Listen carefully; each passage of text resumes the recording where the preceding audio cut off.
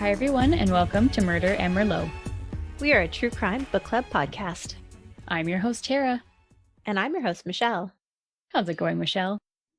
It's going good. I've done my research for BTK. Woohoo! And I bet your brain is melted. It's, mush. And I feel like I've spent way too much time with this man. But it's good. Here we are. We're on the home stretch. On the home stretch, yeah. Yeah, we just have to get through this episode and, the book club episode after that. But those ones aren't as gruesome. No, and we have fun with our book club episodes. I love them. I'm really looking forward to it. Me too. I already have some songs in mind for my playlist. I haven't been able to pick out any yet. I really have to sit down with that and figure it out. Yeah. Well, I have one that absolutely has to be on the playlist, and you'll understand when I tell you. I'm looking forward to it. But first, we have to talk about the big gross pig again for another hour Let's or so. do it. Yeah. Did you get any feedback from our part one of BTK? I did. My aunt made a comment. She listens to us every week and loves us, but she was like, I could only listen to half of that episode tonight because that's a lot of gross for one evening. I was like, yeah, it is. We understand. We appreciate you listening to us all the time. That's fantastic. If you need a little break, that's cool too. Yeah, but she said we killed it, so. Thank you so much. I love that. Yeah. Yeah, I got some good feedback too. Everybody was pretty much on board with my, insulting and my opinion on BTK. I was a little worried somebody'd be like, you're too harsh. I'd be like, no, I'm not apologizing. No, this guy deserves harsh. He sure does. It's quite funny, actually. Before recording, I was baking and I was listening to BTK's whole confession. And Wiley doesn't listen to any of my true crime stuff. I can't even listen to him talk. It's the worst. But I played the whole thing. It's like 45 minutes of him talking straight. And Wiley was like, man, this guy sucks. He's not even good at killing. And I'm like, yes, thank you. That's exactly what I said. Oh my God, that just made my night. He's like, just kept saying, re-strangling again? And I'm like, yeah, I know. It was again. Funny. I love it. Yeah, he's the worst. He's friggin' terrible, but I suppose we should carry on so I can tell you more about him. Yeah, so first we have to talk about our fluff and stuff responses, because those are fun. Yes. Oh my God, we had so many good answers. Yes. And thank you guys. I put you on a time limit. I was like, you have 24 hours to respond. I have to post my picture, and my living room does not have any lights, so I have to work off of natural light. And it's never light in the winter, only on weekends when I'm home. So I was limited to when I could take my picture. So thank you guys. Thanks for all the responses. We got lots of them, and they're wonderful. I've been laughing all day. Yes. Amazing. So great. My favorite one was from Shannon on Instagram. She said, warning, number 1, I will pet your dog. Number 2, once I get going, I won't stop talking. And number 3, unexpected hugs should be expected. Just love it. Shannon. I'm like, true. Love it so much. Have never been spoken. It's right on point. So thank you, Shannon, for responding. Love it. And Garth on Facebook said, verbal outbursts of profanity may happen often. Please earmuff all children. Yes. I feel like I can relate to that. Yeah, clearly. Same. I'm terrible around children, and I sometimes say things that I shouldn't. Oh, I got called out at the playground, Tara, so. Yes. By another mom. Yeah. That's pretty good. And I was like, oh, I don't even know what I said. Yeah. That's awesome. That's even better. My mom didn't get on social media, but she was like talking to me on the phone, and she's like, oh, my warning label would definitely have to do with me getting hangry. And I was like, yeah. Fair enough. Yeah. I feel that one too. Yep. I definitely get It's hangry. a problem. Yes. Awesome. Well, I guess we should do the thing. Let's do the thing. Okay, friends, grab your glass and get cozy. Let's talk about murder. Tink, tink. All right. Here we go again. Dennis Rader, the BTK Killer, Part 2. Are you ready for it? As ready as I'm ever going to be. So, just a refresher from last week, we talked about his background, his need for bondage and fantasy, the brutal murders of his first 7 victims, the Otero family, Catherine Bright, Shirley Vian, and Nancy Fox. And then we talked a bit about his cat and mouse communications with police. We also touched on his own personal thoughts about why he is the way he is. And today we'll be talking about his final 3 murders, his downtime after the murders, his capture and conviction. So let's get into it. We left off last episode with him having murdered Nancy Fox in her home, and then he called the police the next day on his lunch break, disguised his voice, and told them of the murder, then left the payphone off the hook and went back to work. It was December, and his wife was 3 months pregnant with their second child. At home, Rader was on a break from classes and was doing lots of work at the church, so he was busy and not looking for new victims. But he would write poetry about his victims as one more disgusting trophy from his kills. He wrote one poem called Shirley Locks about Shirley Vian. He wrote it on a 3x5 card and mailed it to the Wichita Eagle newspaper and signed it with the BTK symbol he created. The symbol being the B he turned into boobs. The T was on its side with the top of the T against the boobs, and the K used the top of the T for its back of the letter, and the other lines from the K went through the laying down T. Overall, it's a gross symbol, and if you didn't already know this asshole was a horn dog, then you definitely do now. It's nasty. It looks like such a childish thing to doodle, really. I know, and it bothers me so much. So much. It's random, but I was looking up like serial killer symbols the other day, and most of them it's like, yeah, that's cool and creepy and scary, but no, that one just honestly pisses me off. I'm like, it just makes me mad. It's everything about this guy makes me mad, but yep. Right. You know. But when nothing showed up in the Eagle about his poem, he was annoyed. So he wrote a 2-page letter to Cake TV. Included in this letter was a poem about Nancy Fox, a drawing of a bound and gagged female the same way he had left Nancy, and he claimed responsibility for the Otero murders, Shirley Vian, Nancy Fox, and another unidentified victim. He wasn't disclosing that he was responsible for Catherine Bright at this time, because police hadn't yet linked her murder to him. A receptionist at Cake TV opened the letter on February 10th. The letter is hard to read. He compares himself to H.H. Holmes, Son of Sam, the Boston Strangler, Jack the Ripper, Ted of the West Coast, is what he calls him, which is of course Bundy, and other well-known serial killers. He says they are all under the effect of Factor X. This is his reasoning for killing. Factor X and its insatiable need for an orgasm. He goes on to describe things about the murders that only the killer would know, and then goes on to taunt the police about how he will kill again. Wichita police had to acknowledge that there was indeed a serial killer in their midst. They encouraged residents to lock their doors and windows and watch for strangers in their neighborhoods. They warned that he was careful and crafty and would look normal. Meanwhile, Rader was attempting some small projects, and each of his projects had a code name. He attempted to enter a woman's home, but she pushed back and screamed, and he took off. He would watch specific houses, and when he traveled out of town for work, he would troll in other towns. He was also shoplifting books about serial killers or murder, or items for his hit kits, or, stealing money from his church. While his wife was out, he watched his female neighbors and dressed up in previous victims' clothing and performed self-bondage on himself while getting his jollies off, which was all well and good.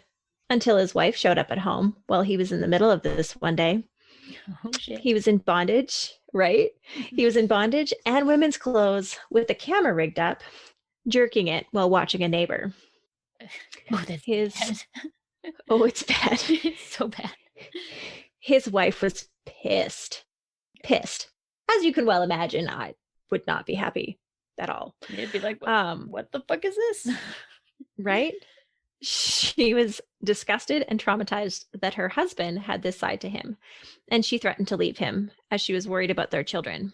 But in the end, she sought some professional guidance and decided to stay, but they never spoke of what she had seen. Oh man, I didn't know about that. I didn't know he was ever caught with that whole self-bondage, because, oh my God, there's a lot of pictures of that out on the internet, and it is Yeah. horrifying. It is Not good. not pretty. Not pretty. It's not okay. Yeah. Oh, No. that poor No. woman. Yeah. She, spoiler alert, she catches him again. Oh. But we'll talk about that later. Right. On June 13th, 1978, Dennis and Paula became parents again, this time to a baby girl, Carrie Lynn Rader. Quote from Catherine Ramsland's Confessions of a Serial Killer. She was a delight to the world and to Paula. For now, she had a girl, a daughter she could share her life with. I was overjoyed to be a proud dad of a healthy boy and now a healthy girl. End quote. Shortly after Carrie was born, Rader contemplated seeking professional help, but, quote, his interest in bondage was much stronger than his desire to stop, end quote. That's from Catherine Ramsland's book. Even though life was busy with the new baby, he continued to drive around creating and stocking projects. On April 28, 1979, his daughter was not even a year old. Rader had broken into the home of Anna Williams, who was 63. He had narrowed in on her house while he was trolling and had chosen the date for his next attack. Except, once he broke in, he just waited. He had cut the phone line. He drank his water. He laid his supplies out, but Anna never came home. So eventually, he got mad and left. Luckily for Anna, she had been out at a square dance and then stopped to visit her daughter, and she wound up arriving home much later than was normal. So here is where I remind you why it is so important to change up your routine. Right. It could very well save your life. Yeah, but it's so hard right now during COVID times because it's not like there's other things for you to do. So I feel like you go through the same motions every day, at least like me working every day. I feel like I'm doing the same things. And I think about this and I'm like, this is bad. Absolutely, same. I mean, I leave my house to take my kids to school. I come home. I leave my house to pick my kids up. I come home. Right. And that's about it, really. Yeah, it's hard. But yeah, it's terrifying. You have to throw something else in there just to spice things up. Right? Go for a walk around the block or something. Quick trip to Timmy's. I don't know. Something. Yeah. Anyways, Anna arrived home around 11 p.m. She discovered someone had been in her home, gone through her personal things, and her phone line was cut.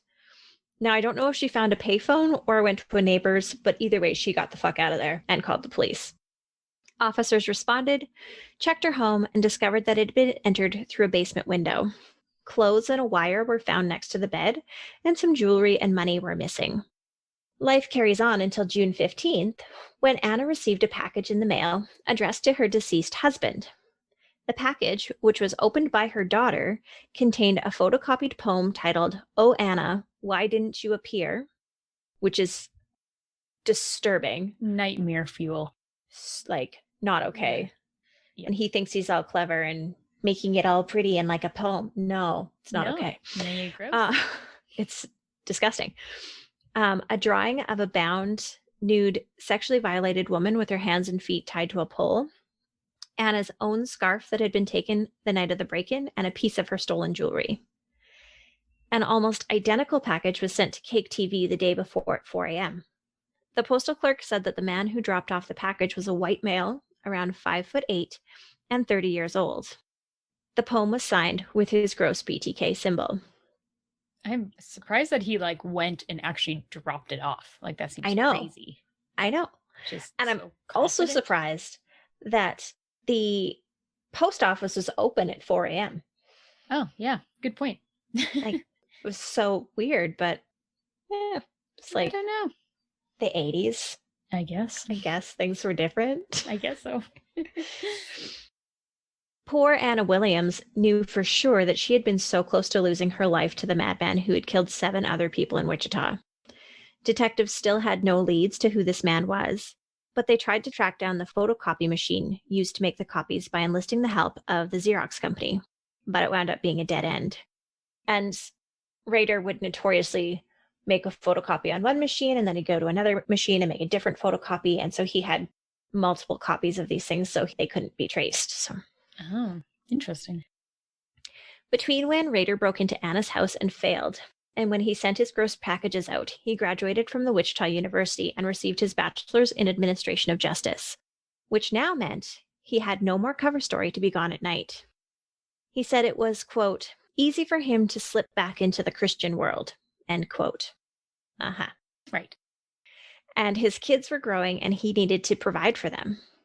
He did have to travel a bit for ADT installing alarm systems, so when he traveled, he packed up his bondage supplies and held what he called motel parties, which was just him playing with bondage, looking at dirty magazines, drawing on them to make the women appear like they'd been tied up, and getting his jellies off. Nice, eh? What a lame party. Right? Like, it doesn't sound like a good time, but whatever. Ugh.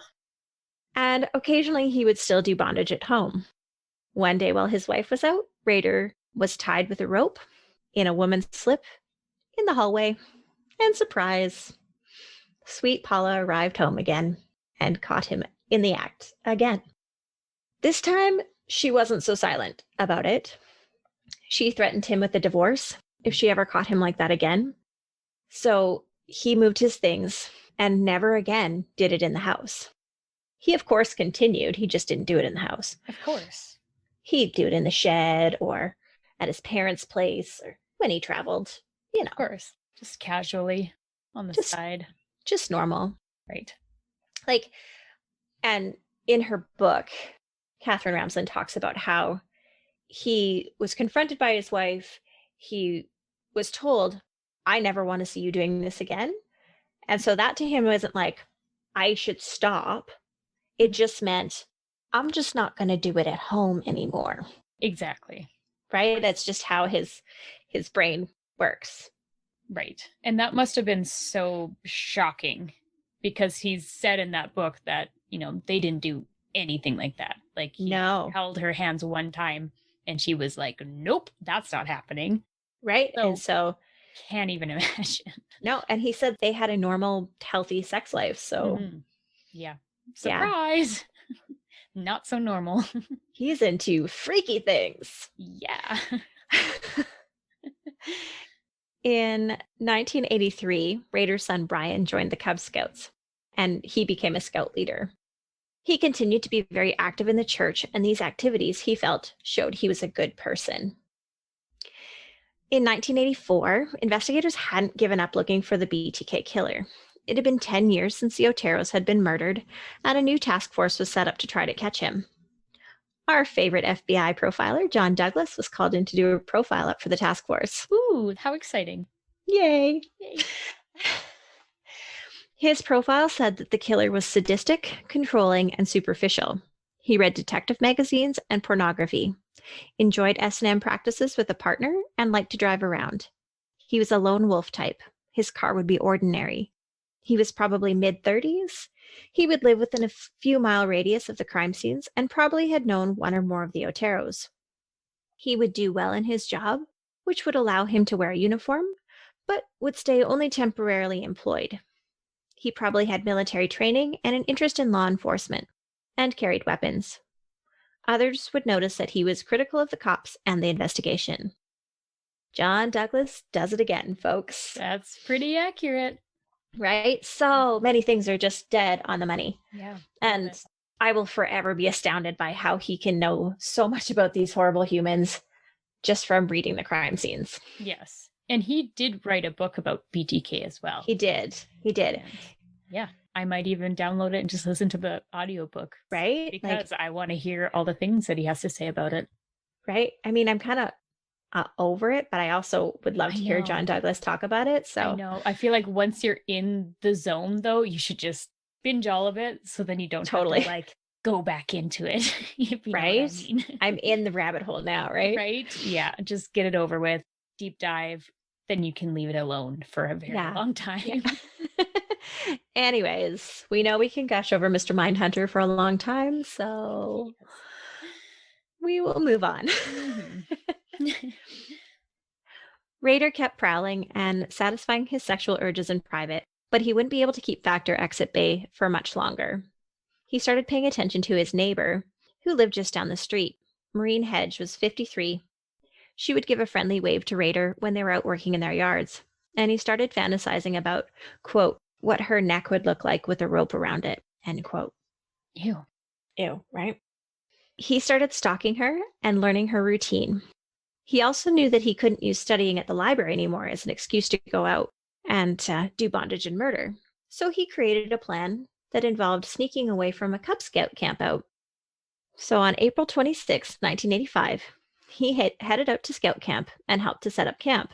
He parked up on a hill near the camp, but not in a place where he would get blocked in, or that it would be obvious that he had left.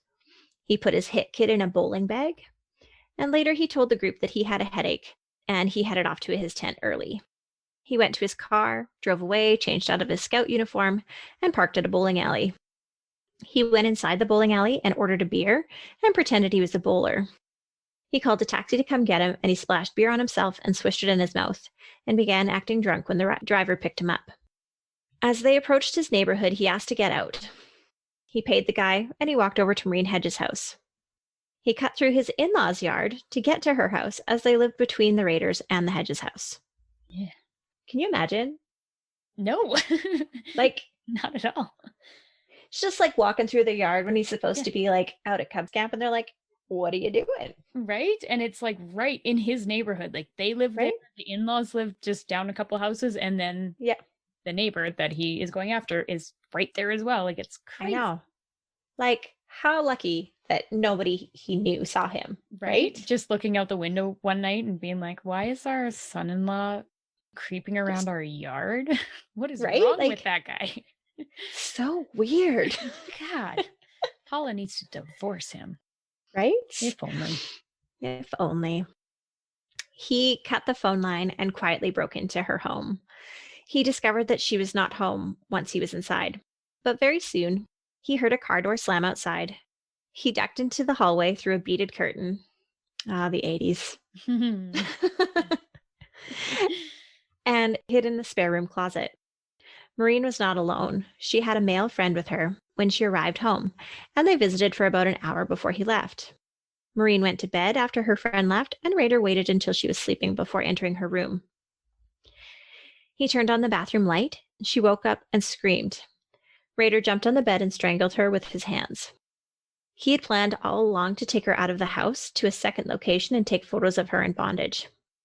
His initial plan involved her being alive to start, but since he murdered her right away, he decided to continue with the photo plan, even though she was already dead.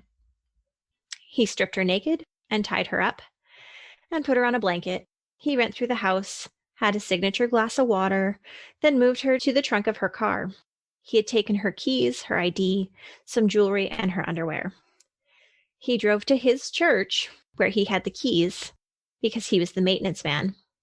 And he had some hit-related items stashed there, including a sheet of black plastic that he used to cover the windows so it wouldn't draw suspicion if someone drove past and saw the lights on. He tied her up and took photos of her in different positions in the church with a stolen Polaroid. When he was done, he was running out of time to get back to the camp, so he loaded her back into the car and drove her to a secluded ditch and dumped her body there and covered it with tree limbs and other plant material. He drove back to near the bowling alley, wiped down her car, then walked back to his car. He then drove back to the church and cleaned up and returned to the camp. Like, so strange.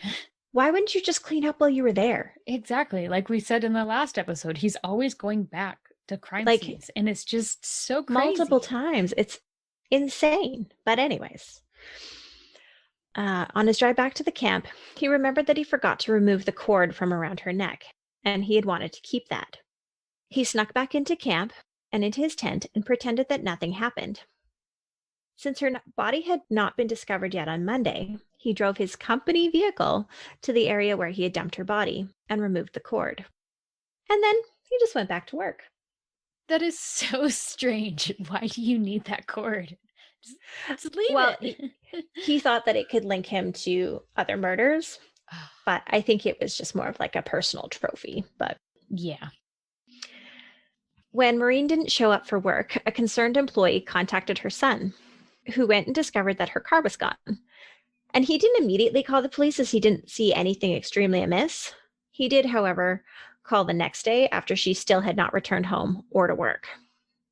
Police questioned her male friend, who was the last to see her alive, and he became the primary suspect. Her purse was found, and eventually her body was found in the ditch. Dennis Rader's daughter was 6 at the time that Maureen Hedge was murdered. She remembered that her dad was not home the night Mrs. Hedge went missing, as it was stormy and she crawled into bed with her mum. She later heard her mum and grandma discussing the murder, and she remembered being afraid. When she was initially told that her father was suspected to be BTK, she recalled the night to the FBI officer, and they were able to link Dennis Rader to that murder as well. So, interesting side note, Carrie also recalled that she had broken her arm shortly after Maureen Hedges' murder, and her dad had been so angry that they couldn't go away on a trip because of her broken arm. Likely he wanted to get out of town while the heat was on looking for her killer. The interesting part of this is the memories triggered from the childhood trauma of breaking her arm. I broke my arm when I was 4, and at 4 you don't typically remember huge details about things. However, I can tell you what I was doing, what we ate for supper, what blanket I was wrapped in to go to the hospital, what kind of sticker I got after getting x-rayed. I can tell you what my brother was playing, where I sat for dinner, etc. So it's completely fascinating to me that this sweet 6-year-old who remembers all the things of when she broke her arm was able to connect that Hedge murder to her dad, because trauma makes your memories more solid. Yeah, absolutely. Like, what a crazy coincidence that was. I know. Yeah. And it's true, though. Like, traumatic memories are the ones that stick with you. If you got hurt as a kid, that's what you remember. Oh, absolutely. Right? Yeah. Rader was completely satisfied with life. He had a good job. He had recently been promoted. He was busy with his family and his church, and his last murder had gone off without a hitch. So he decided to do it again, naturally. Mm-hmm. Since he got to drive around for his job, he did his trolling then and decided to complete a project on his lunch hour, because I'm sure that's what ADT was paying you for. Right? And also, can I say, I hate that he calls it projects. It drives me crazy. It is disgusting. I hate it so much, but I kept it in there because it makes you hate him. Oh, absolutely. But the way he talks about his projects sounds like, oh, I'm building my kid's treehouse, or just, fixing up my old car. No, his projects are the people he's going to murder or plotting to murder. Or stalking. Having sexual fantasies about while driving around in your work truck. Exactly. No. Cool. Gross. He spotted 28-year-old Vicky Woodgerl while trolling, and he stalked her for 3 weeks before he decided to strike. He took a Southwestern Bell telephone logo and taped it to a hard hat and made a fake ID so he could pose as a telephone repairman. He took his own car and parked a few blocks away, wore sunglasses, carried a briefcase, and approached her neighbor's door. He spoke to the couple next door and asked them some telephone-related questions. And then he went to the Woodgerl house. He knocked, and when she answered, he asked if he could come inside and check her phone lines. She let him in. He noticed her baby in a playpen in the living room and dogs barking wildly at the back door. She showed him to the phone, and he pulled out a fake instrument and pretended to fiddle with the phone line. When she turned away, Rader pulled out his .22 caliber pistol. She began crying and said her husband was coming home for lunch, and she was worried about her baby. He ordered her to the bedroom and tied her with a stocking from her dresser.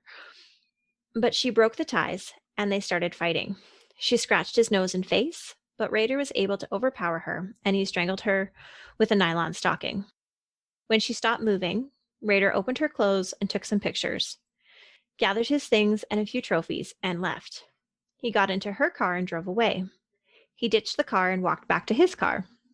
He stopped and changed back into his work uniform and went back to work. Vicky's husband had been on his way home for lunch when Rader attacked his wife. He even noted to police that he had thought he drove past someone driving his own gold 1978 Monte Carlo on his way home. I seriously don't know if Rader is that much of an idiot or he's the single most lucky motherfucker out there. I think he's the luckiest motherfucker out there. Like, it's ridiculous. How many times this guy should have been caught? Absolutely. Like, insane. And he went to the neighbor's house first and spoke to them. Like, right? The balls. Like, that's ridiculous. I know. A strange dude in that neighborhood right before the neighbors get murdered. Like, did anybody be like, hey, that guy was Hey, this guy came to my door. Right? But he had sunglasses on, so right. it's fine. So basically invisible. Right. Right. And also strange that he went ahead at her house when there was crazy dogs barking and everything like that. Like, it just seems strange. I know. But he focused in apparently and was like, yep, this is he was like, oh no, I'm doing it. I only have an hour for lunch, so right? I'm here. Time restraints, so inconvenient. Oh God. God, that stupid butt knob. Right. Stupid butt knob. I like it. I have to get something in. We're like halfway through and I haven't had any insults yet. Right? Gordon Wajurl arrived home at 11:54 a.m. on September 16th, 1986, to find his car missing and his wife murdered and tied up on the bedroom floor. His 2-year-old son was unharmed in his playpen in the living room. He called 911 and first responders tried to revive Vicky, but they were unsuccessful. Before they arrived, Gordon had cut the nylon stocking and leather shoelace from off of her neck. I cannot imagine how Gordon must have felt. He drove past the killer. If he had been a couple minutes earlier, he would have caught him in the act. Yeah, that's so unfair. Brutal. Rader continued to troll and fantasize about potential victims, creating multiple projects in his head while he was driving around and working. He would break into houses with the intention of possibly murdering again, but it usually wound up with him stealing lingerie or other small items, and then he would take those items to his motel parties and get off on the fantasy of what could have been. He would occasionally send poems or pictures to the police about other crimes that were not related to him in Wichita, just to keep them guessing. And he began to get very creative in the ways and places he would perform bondage on himself, digging holes and partially burying himself in graves when out camping or wrapping himself in plastic. And he would always take pictures of himself, even having rigged up strings and things to take the picture, because there was no selfie sticks back in the day. Oh my God, could you imagine? That would just add so much humor to those photos. That are so terrifying. So bad. He claims to have gotten busy with normal life, and this was enough to maintain his need for sexual release. In the summer of 1988, Rader lost his job at ADT due to problems within the company, and he was yet again the emasculated wiener that couldn't handle his wife being the one earning the money. He even had to pick up some more of the responsibilities for the kids, and he referred to that as playing Mr. Mom. That infuriates me. Like, I don't know if it's one of the things that I'm like, I fucking hate you. Like, I hate you so much. Like, you're a parent. You're their fucking dad. You're responsible for their dad. For all of that as well. Right? Right? If my husband ever referred to the fact that he was playing Mr. Mom, I probably would punch him. That would be totally warranted, I think. Yeah. Like, well, how about, being a father? Have you tried that? Because it has just as many responsibilities. Right?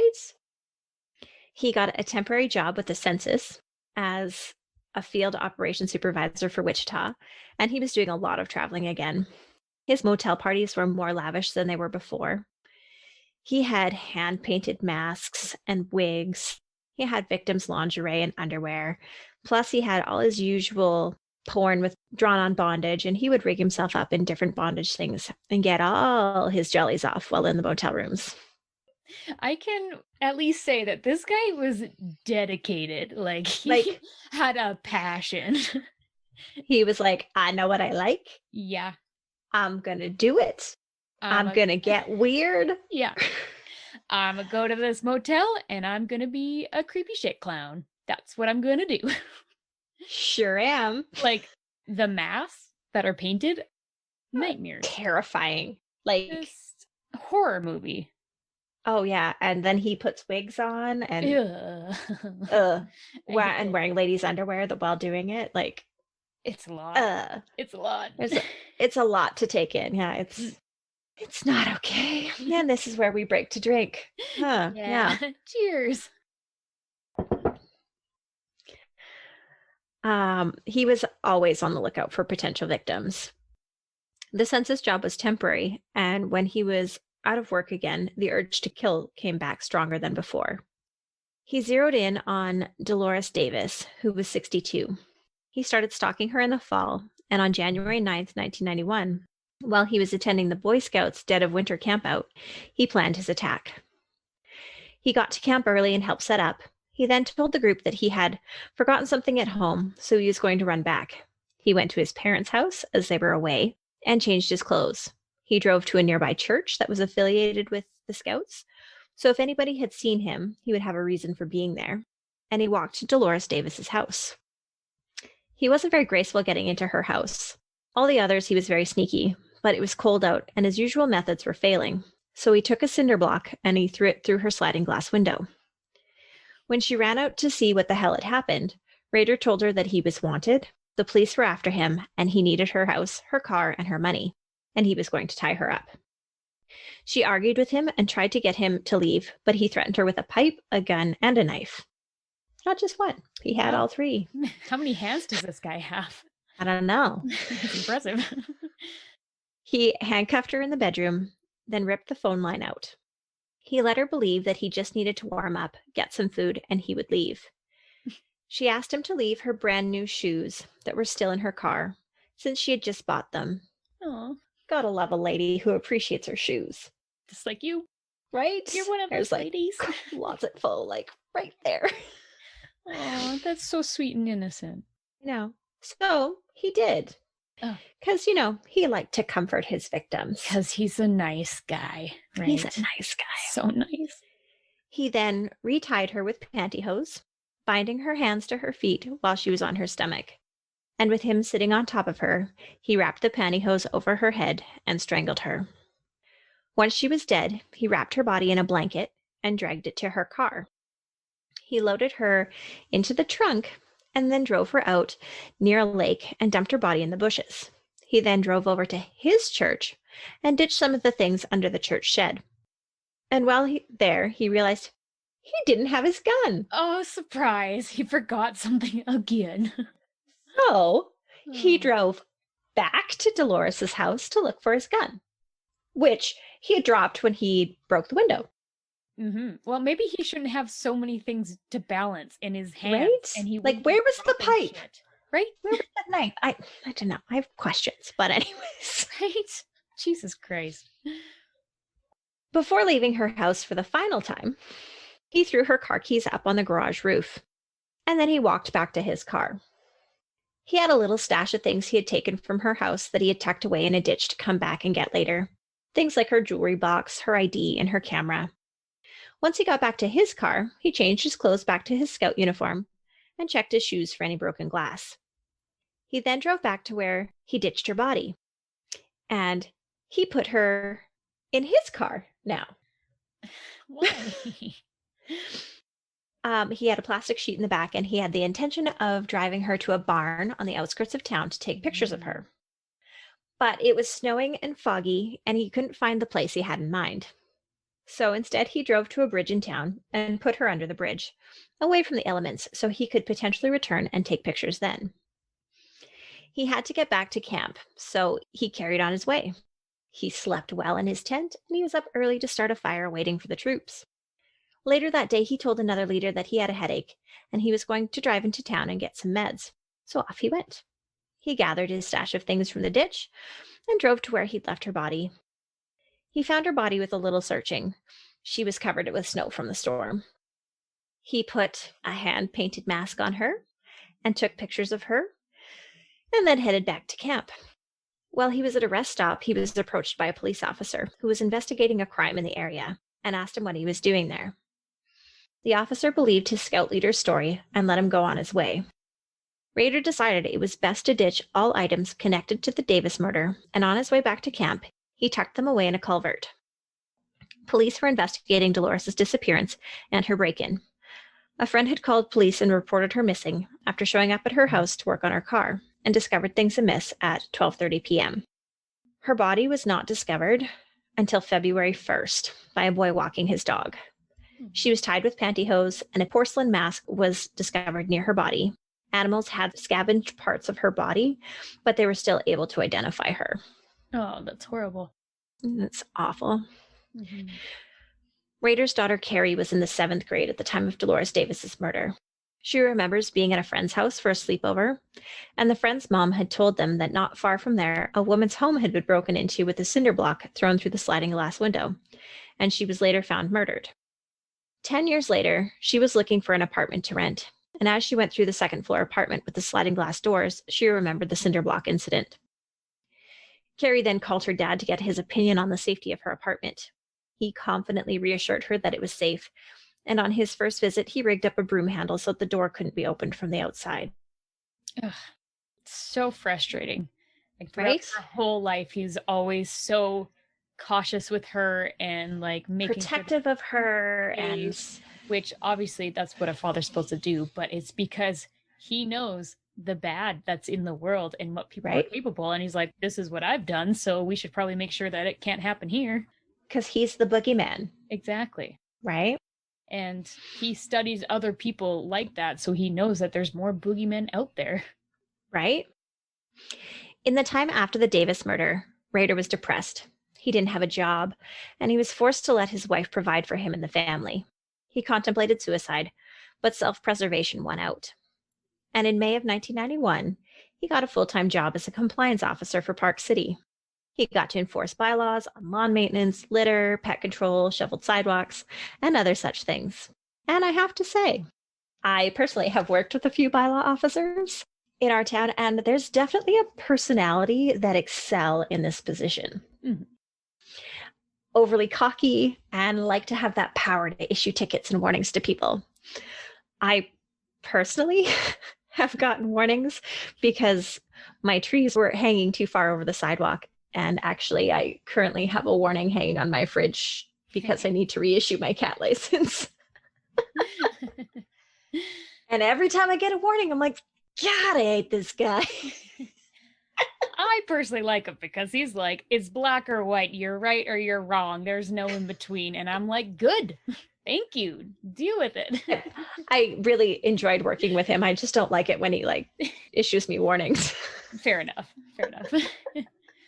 And I've worked with other ones that were much worse. Yeah. Much worse. Yes. Well, as long as he's not out on your lawn, like measuring the length of your grass, I think. No, but I know that he does go and like sit out by the one park in town with like binoculars and watch people if they have their dogs off leash. So that's kind of hilarious. Yeah. I'm like, you're so cool. Nice. Anyways. Mm-hmm. Rader loved this job. Mm-hmm. The power he got from issuing these warnings just fed his ego.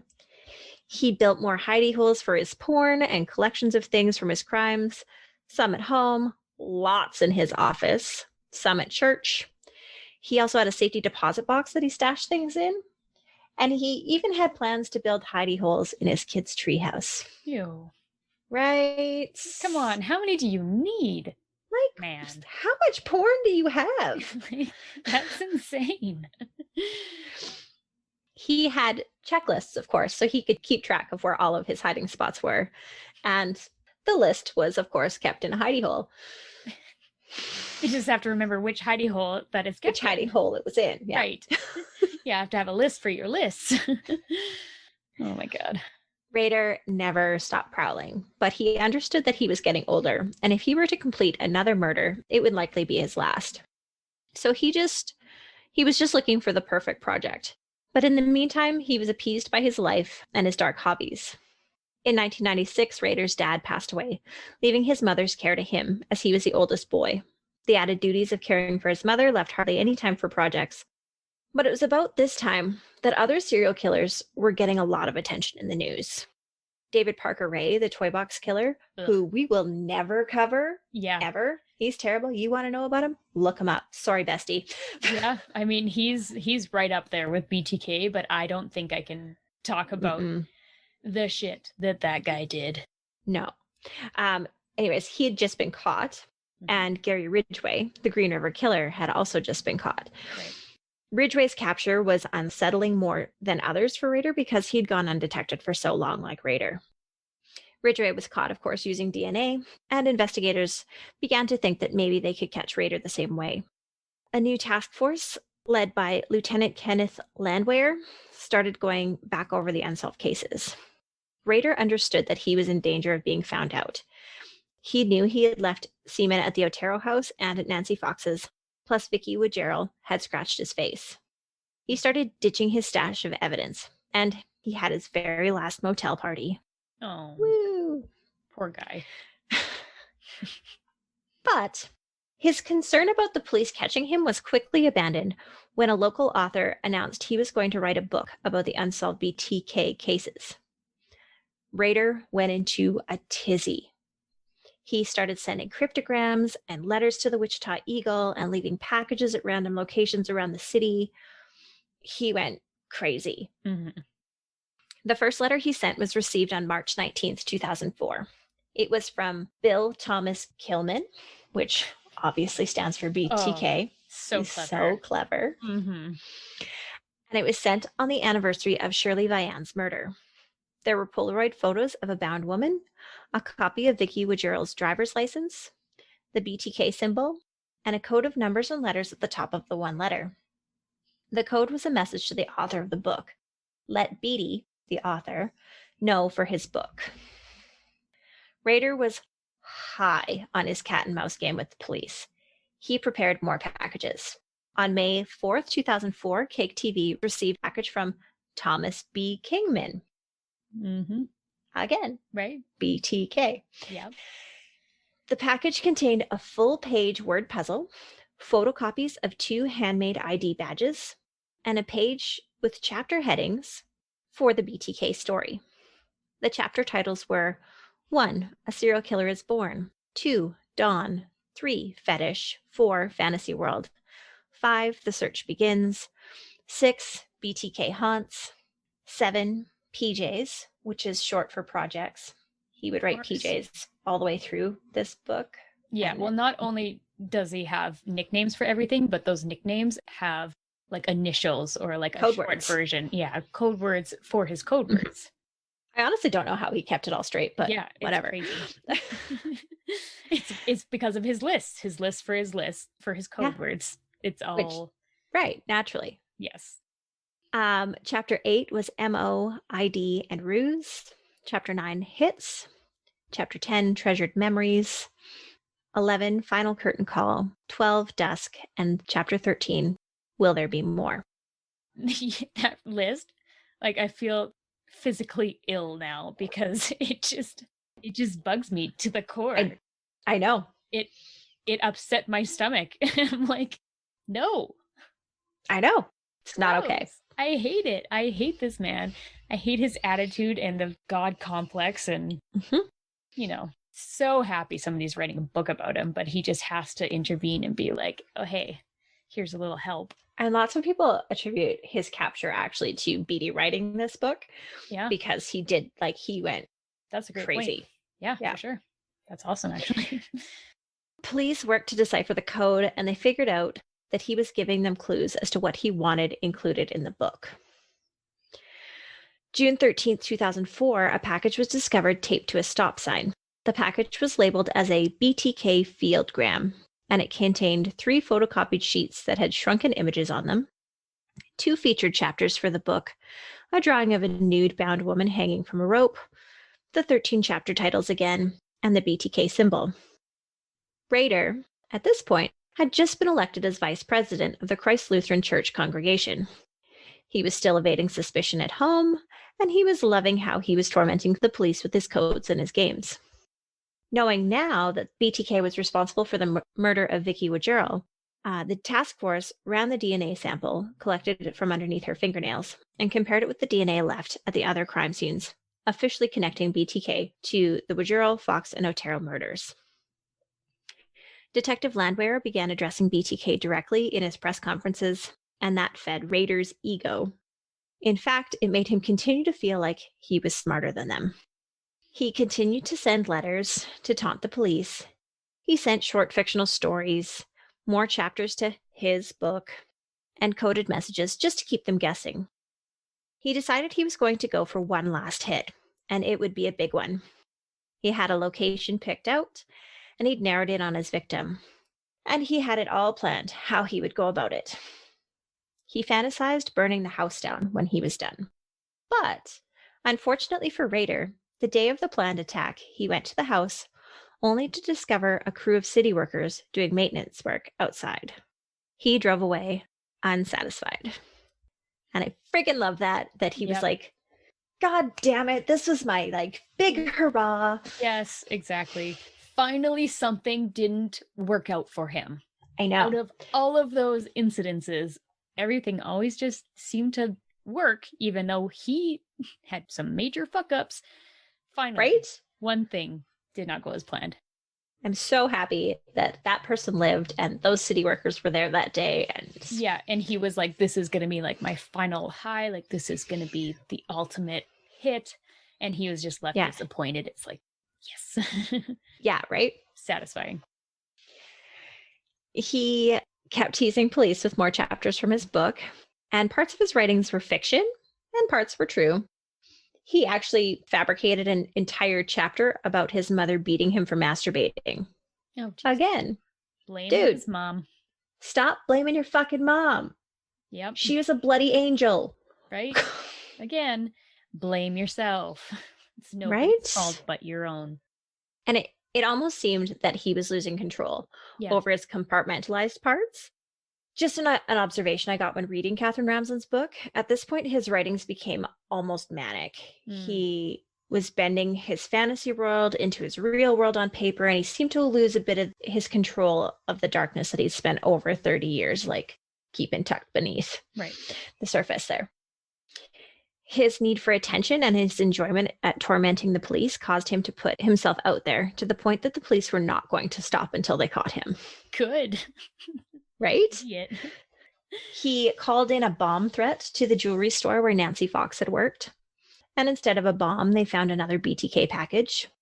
This was in December of 2004. The package contained a Barbie-like doll that was nude and bound, details describing Nancy Fox's murder, and more potential chapters to add to the book. He began adding in the use of cut-up cereal box labels to enhance his communications, and almost all of them contained a doll of some sort, representing one of his murdered victims.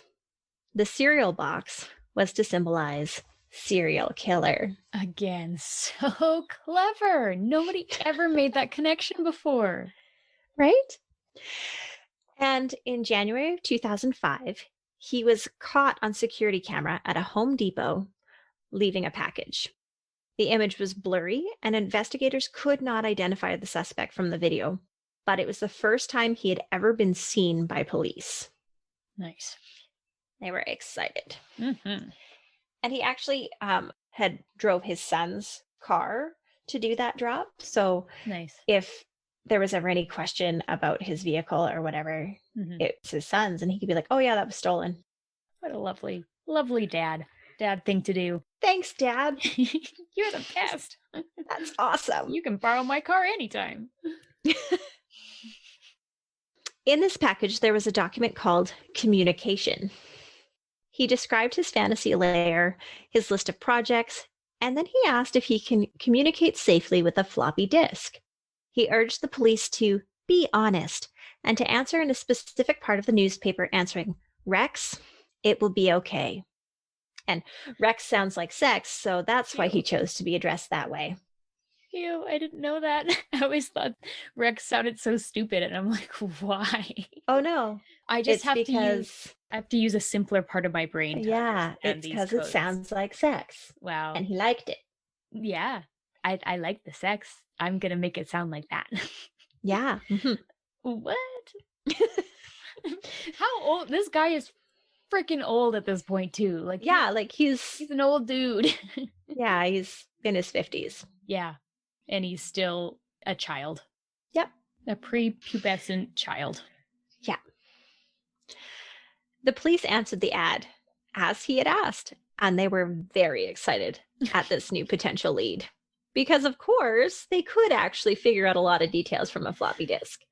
I'm dying. But they sure as shit were not going to reveal that to BTK. It just cracks me up. It's so funny. Once the first disc was received, the police department's computer guy started digging into it. In the properties, he found the name Dennis. Then, from restoring the data that had been overwritten, they traced the disc to Christ Lutheran Church. After that, all it took was a quick Google search to learn the president of the congregation was a man named Dennis Rader. Ah, one of the best. I know. It just classic. makes me so happy. After so much anger and frustration with this guy, like I'm just overjoyed. I know. I got to this part in the books and I was like, yes. Yeah. And then when I got to when I was writing and I was like, I'm just so happy. Finally, some good news. Right? I love it so much. Police then went to the church, spoke with the pastor, and were granted access to the computer, where they found a digital footprint on the hard drive of the most recent BTK messages. A DNA sample was then subpoenaed from Rader's daughter's medical files from college, and the sample was compared to the samples left at the crime scenes. And guess what? They matched. Of course they did. Rader was put under surveillance while they gathered search warrants for Rader's home, office, and church. When they had all their ducks in a row, an officer went to the houses of Rader's family and escorted them to the police station before the time they were going to arrest him. And FBI agents were sent to notify Rader's children of his arrest. At 12:15 on February 5th, 2005, detectives pulled Rader over on his way home for lunch. He initially thought he was pulled over because he must have run a stop sign. But as he was swarmed by police and unmarked cars and arrested, he quickly figured out that he was in way more trouble. You think? Over the next 3 hours of interrogation, Rader tried his best to not let on that he was BTK. But with the knowledge that they discovered who he was through the disc he sent them, and they had matched DNA left at the crime scenes with a sample taken from his daughter, he began to confess. Police talked with Rader for around 30 hours over 2 days. Police found his hidey holes and all leftover evidence that he hadn't already previously sent to them. Police had enough evidence to charge him with 8 murders, but once he started talking, Rader admitted to all 10 murders that he was responsible for. He was held in Sedgwick County Jail for his hearings. His family was not present for any of his hearings or court appearances. He was charged with all 10 murders, and his bail was set for $10 million. Ooh, that's a lot. As it should be. Yeah. On May 3rd, the judge entered not guilty pleas, as Rader remained silent at his arraignment.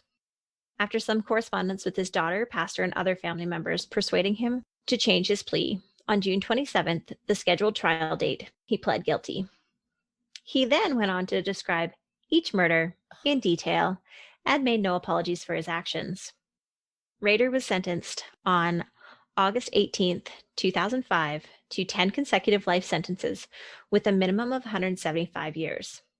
He was moved to El Dorado Correctional Facility, where he's been in solitary confinement since his arrival.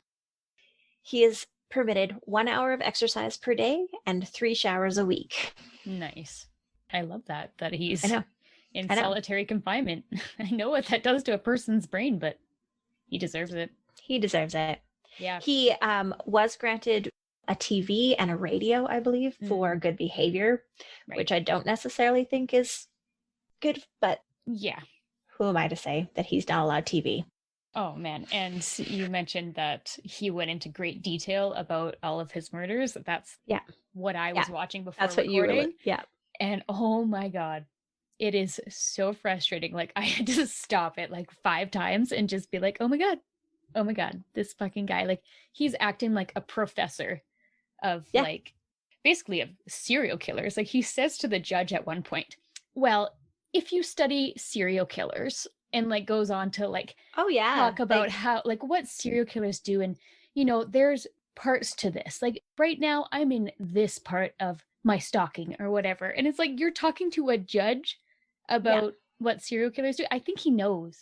I think he knows. He's well aware of. But I think this judge is sitting there thinking, man, if Kansas had the death penalty. Right?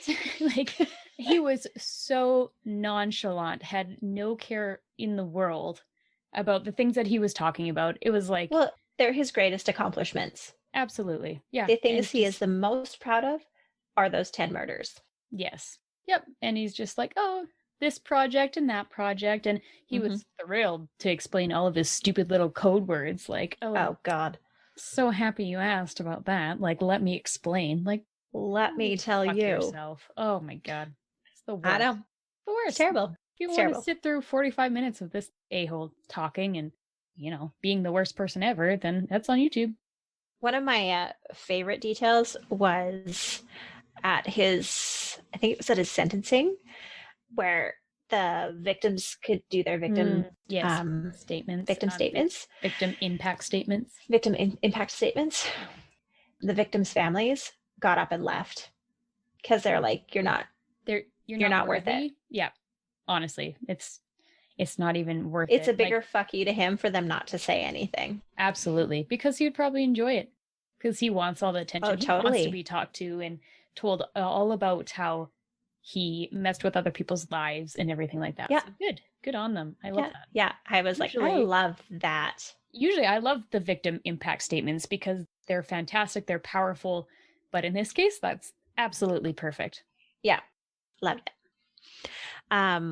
Rader's family never stayed in the family home again after his arrest. They went back to pack and clean, and the house was later auctioned off. Rader's wife, Paula, was issued an emergency divorce on July 26, 2005. His wife, children, and other family members have had to deal with the consequences of his actions, dealing with things like PTSD, depression, anger, and just so much trauma. And so again, before we finish, I just want to talk about his last 3 victims, because they were beautiful human beings. Maureen Hedge was 53 when she was murdered. She was described as quiet and dependable at her job as the second shift supervisor at a medical center coffee shop. She was born in Arkansas, but moved to Kansas with her late husband, who died the previous year. She was kind, petite, and always well-dressed. She was an adoring mother to 3 daughters, 1 son, and many grandchildren. She enjoyed bingo, yard work, and attending the Baptist church. Vicki Wajero was 28 when she was murdered. She was a wife and mother. She was calm, quiet, and never raised her voice. She loved children and enjoyed visiting with other moms. She ran a day home and helped in the nurseries at her 2 churches. She attended the Lutheran church because it was her faith and the Methodist church because it was her neighborhood church. And she loved to play the piano. Dolores Davis was 62 when she was murdered. Her friends and loved ones called her Dee. She grew up on a farm in Nebraska. She was an excellent cook and made everything from scratch. She had been married for 12 years, but divorced from her husband Harry in 1961. They had 2 children together, a son and a daughter. She was a fun, protective, and devoted mom and grandmother. She had spent 25 years as a secretary for Lario Oil and Gas Company, and she had just retired a few months prior to her death. She was passionate about animal rights and sold Mary Kay products to supplement her income. She was adored by her family. Oh, my heart. I know. Well, I love that. The biggest fuck you to Dennis Rader is to remember the victims and to remember how amazing they were. I know. They were all just beautiful human beings. Like, absolutely. And I don't know if it's intentional, but it seems like he seemed to have targeted a lot of mothers. I know. And, he blamed a lot of things on his mothers. So I'm just tying that together now, but it seems to be a theme. Yeah. Yeah. And like we talked about in the last episode, he also chose like those really God-fearing families. And yes, they're in the Bible Belt and there's lots of God-fearing families, but he could have been targeting prostitutes and sex workers like Ridgway did, but he wasn't. Yeah. Mm-hmm. So we made it. Yeah. We made it. I have a few little things that I wanted to throw in here. We can just discuss back and forth. But Rader had been assessed by psychologist Robert Mendoza to see if he was fit to stand trial. His defense was toying with the idea of an insanity plea, but obviously that didn't work. Yeah. He was diagnosed with narcissistic, antisocial, and obsessive-compulsive personality disorders. Mendoza observed that Rader had a grandiose sense of self, a belief that he is special, and therefore entitled to special treatment, a pathological need for attention and admiration, a preoccupation with maintaining rigid order and structure, and a complete lack of empathy for his victims.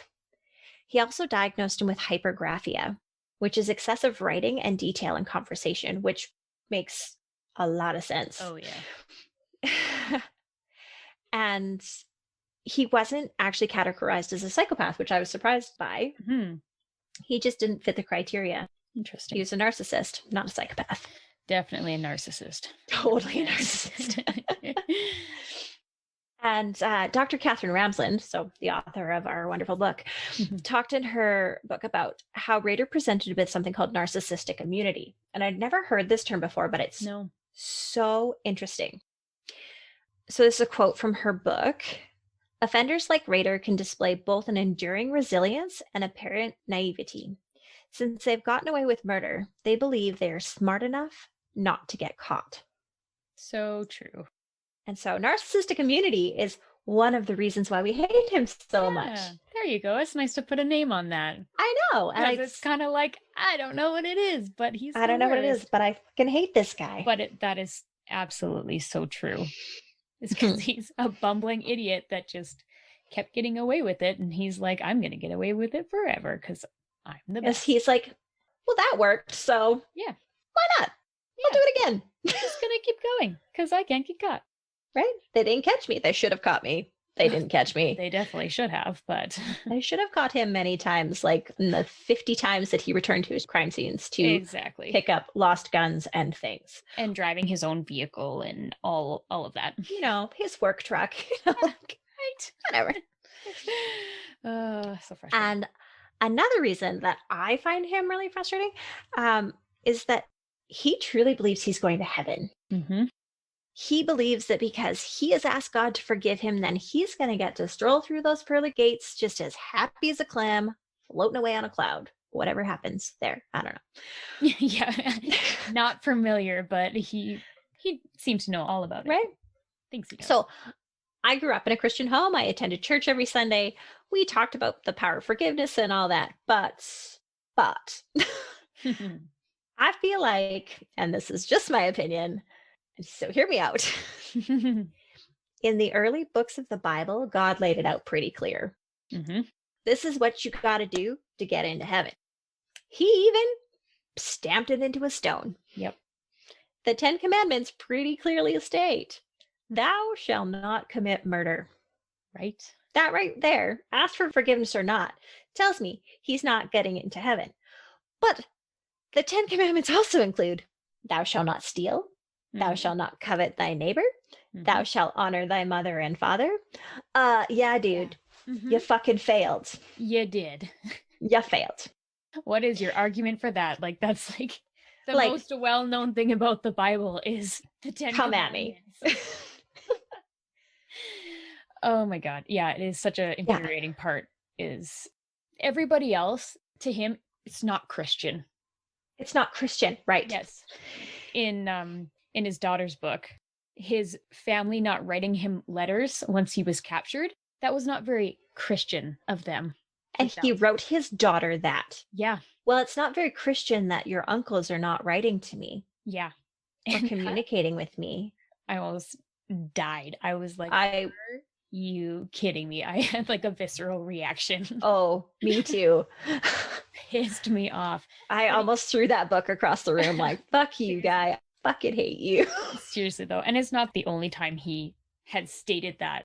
Like, there are so many other things, like in Confession of a Serial Killer, he'd be like, well, that's not a very Christian thing to do. And it's just it's not a very Christian thing. Dude.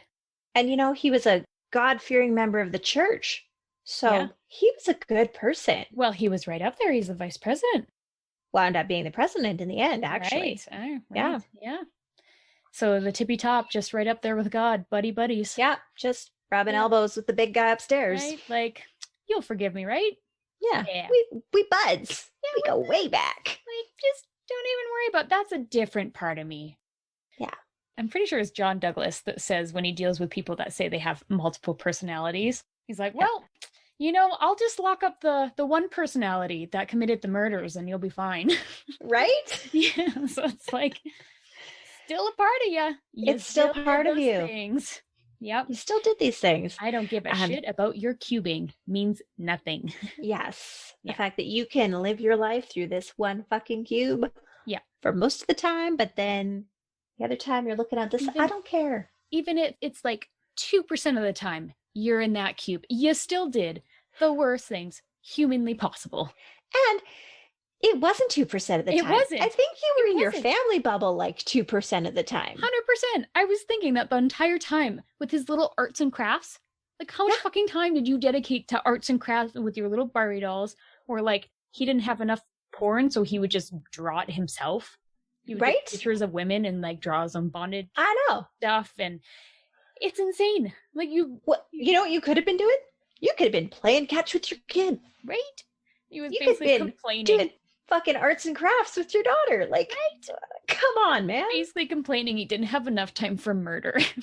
But he also Right? was like spending all of his time with his crafts and his drawings and his writing and his poetry and his I'm like, stupid did serial- this guy sleep? Because seriously. like, when do you have time to do all of this stuff? Plus be a family guy, like plus have a Right. job, plus be a like leader in your church, be a scout leader. Like, Exactly. do you sleep?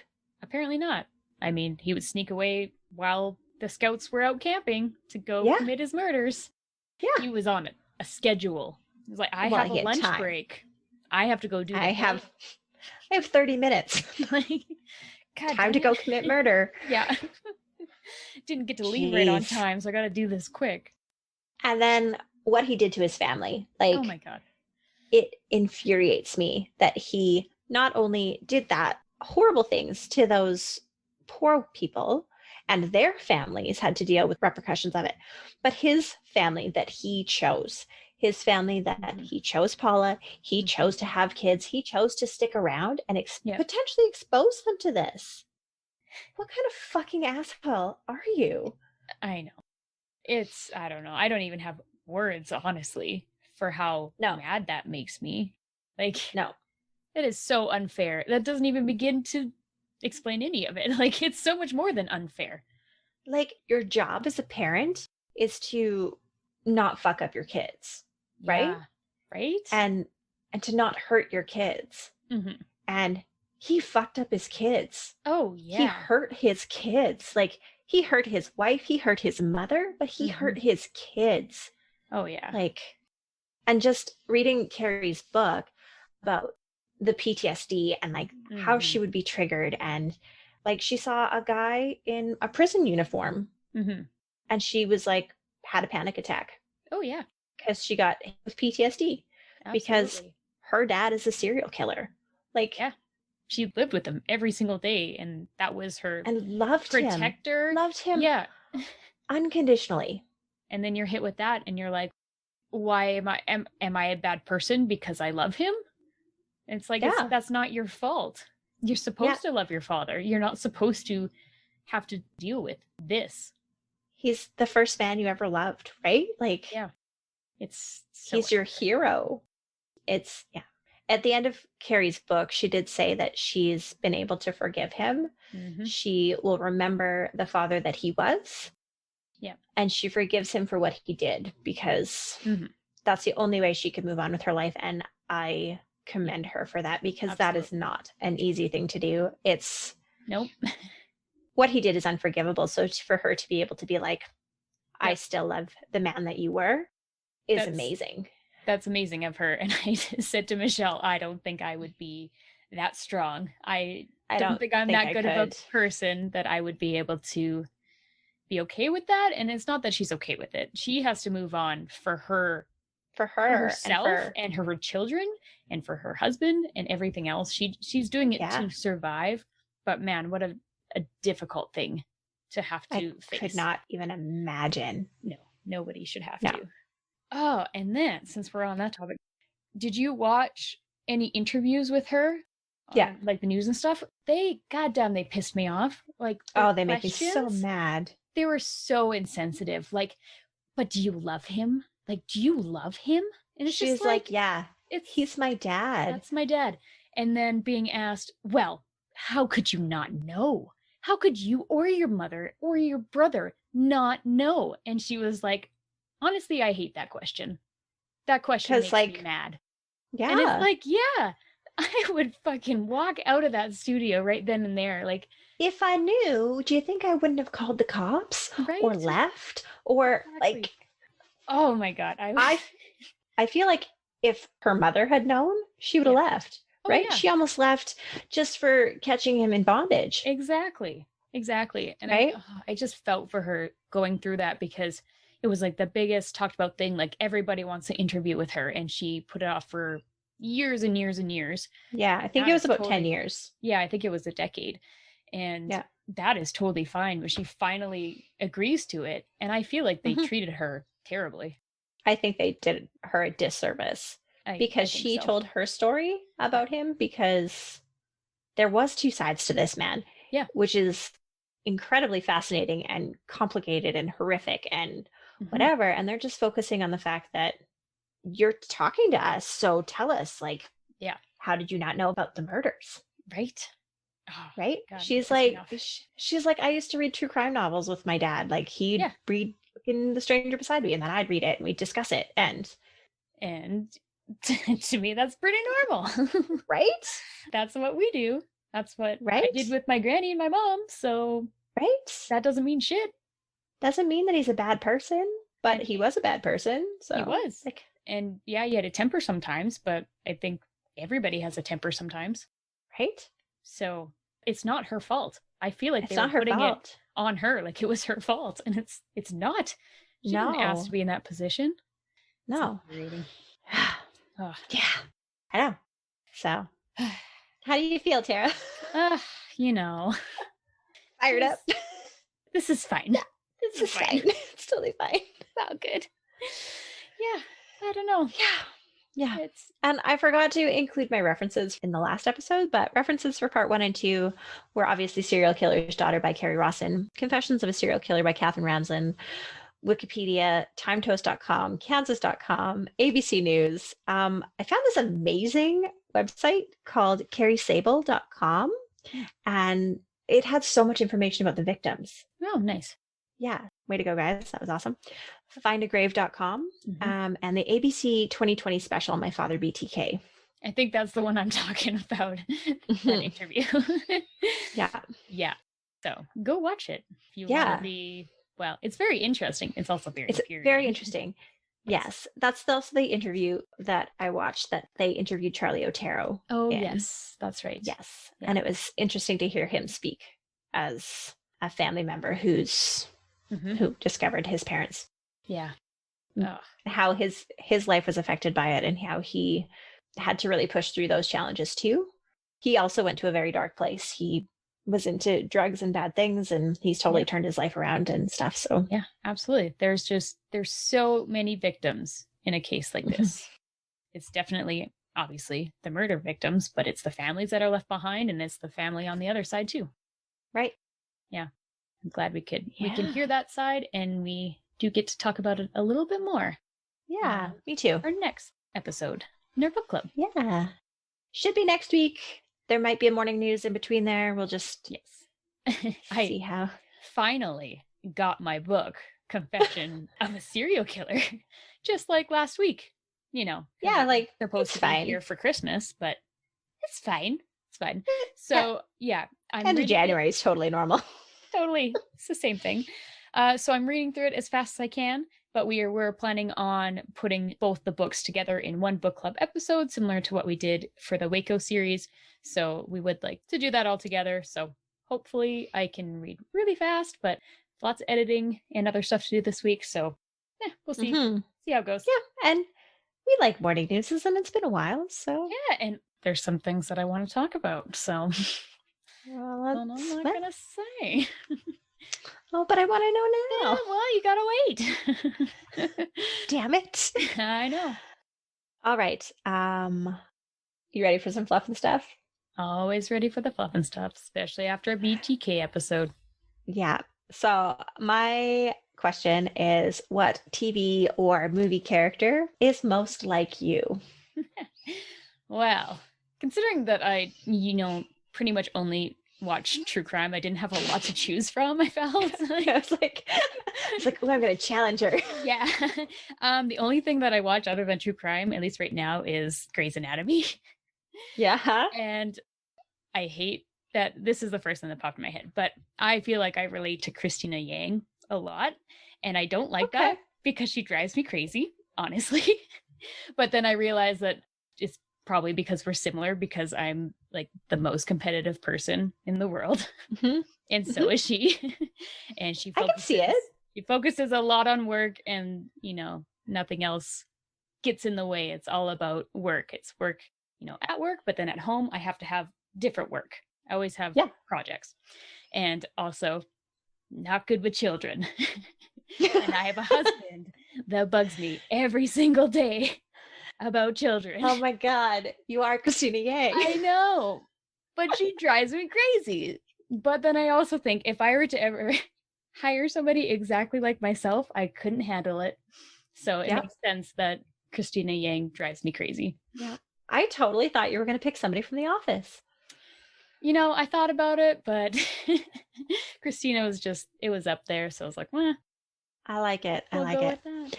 Yeah. What about you? So I picked this question, and then I was like, I don't know. I want to know Tara's answer, but I don't know for me. So I asked my husband, and he was like, like, oh, good.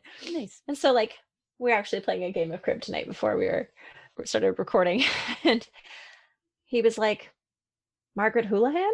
And I was like, from MASH? I was like, yeah, like when I was like at the clinic, 100%. Yeah. She's head nurse. She's like good leader. She's compassionate. She's, and I was like, okay, I see that. So a little bit of Margaret Houlihan. Yeah. But then as we were playing, I was like, Molly Weasley. And he was like, yes. He's like, that's fantastic. She's witchy. Yes. She's a mama. He's like, she's a mama bear, but she's also like lovable and like welcoming. And I was like, yeah, I could be Molly Weasley. I was like, that's sweet. I think you should be Meredith Grey though, because you know, well, you're my sister. person. Yeah, you know, the dark and twisties, all that. Yeah, Could be my person. I feel like I have my shit a little more together than Meredith. Though. True. That is true, but you know. Yes. I mean, at least you didn't call me Izzy. Oh God, that would be a slap in the face. Yeah, she's the worst. We don't like her. I warned you. I know, you did. I hope other people know what we're talking about. Oh yeah, there's a whole like. There's a few out there I know. There's a few out there. Anyways, make sure to answer our question as well. What TV or movie character is most like you? And obviously, let us know what you think about the episode. You can email us at murderandmerlot@gmail.com. Find us on Instagram at Murder Merlot Podcast, Facebook at Murder Merlot Podcast, and Twitter at Murder and Merlot 1. You can listen to us on Apple Podcasts, Podbean, Spotify, and pretty much anywhere else you can find podcasts. We would love if you subscribed, and if you don't, you're dead to me. And remember, our next book/case that we are studying, reading, whatever, is Helter Skelter by Vincent Bugliosi, which is, of course, the story of the Manson murders. And it is so fun, but in a twisty way. So twisty. You know, I was listening to the audiobook today while I was cooking, and I was like bopping along. And I'm like, am I really bopping along to an audiobook? As if it was a song. I swear to God, I'm going to make you a flower crown. Oh, I'm like, what is wrong with me? But that's how I feel right now. I'm super psyched. Awesome. Awesome. Well, remember to drink wine. Because it's not good to keep things bottled up. Bye.